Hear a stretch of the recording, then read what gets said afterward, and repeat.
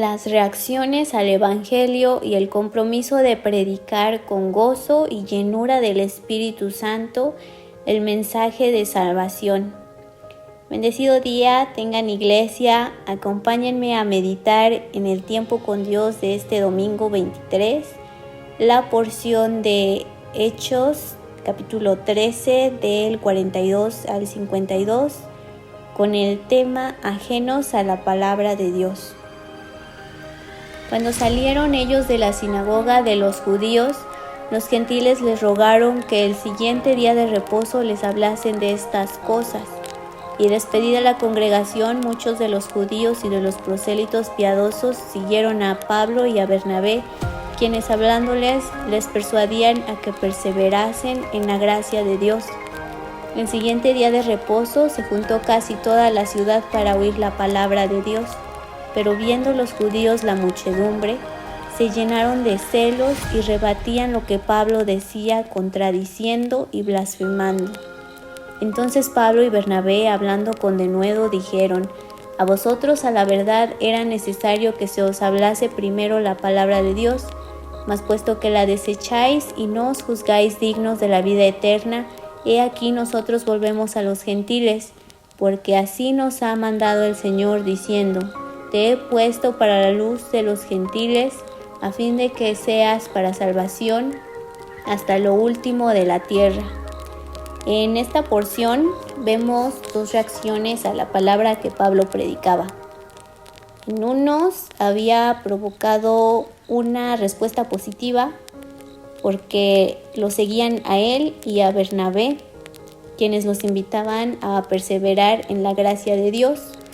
Pero en los líderes judíos la reacción era totalmente diferente porque se molestaron al oír a Pablo predicar y nacía en ellos celos y envidia al saber que los gentiles rogaban escuchar el mensaje.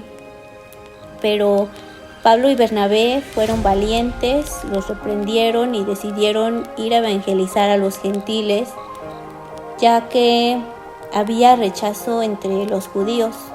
Muchas veces podemos ver que la envidia humana afecta la aceptación de la palabra de Dios, impidiendo que el mensaje del reino se extienda, pues hay quienes tienen prejuicios hacia la palabra misma y tratan de contradecir a quienes la proclaman, debatiendo sobre lo que está escrito, sobre estas verdades.